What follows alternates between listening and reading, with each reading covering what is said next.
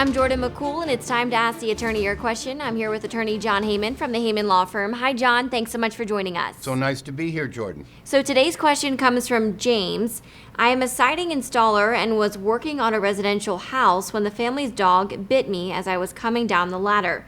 The bite punctured my foot, so I haven't been able to work for a couple of weeks.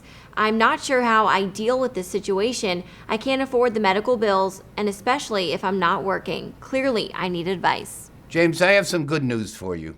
If you're injured on the job, regardless of whether there's fault or not, you are entitled to workers' compensation benefits. And workers' compensation benefits are provided by your employer.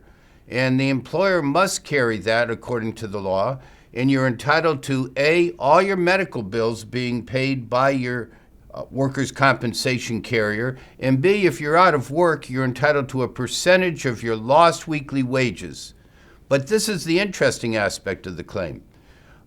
This dog has bit you, and there is absolute strict liability in Massachusetts with respect to dogs and dog bites.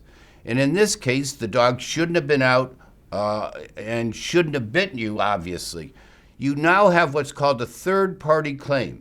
And that gives you the absolute right to pursue a claim against the owner of that dog, which I presume is a homeowner. So the homeowner's insurance of the owner of the dog would cover all the injuries. And the distinction between a third-party claim and a workers' compensation claim is that workers' compensation does not take into account your emotional pain and suffering.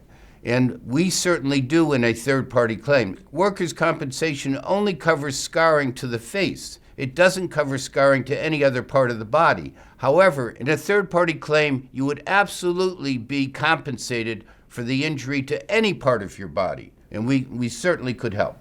Well, that was my question about the workers' comp. If there were any limits, sounds like there can be. So the best advice, like you just mentioned, is to reach out to you guys. Thank you so much for your advice and insight on this case. And to ask the attorney your question, you can call 1-800-HAYMOND or you can email asktheattorney@haymondlaw.com.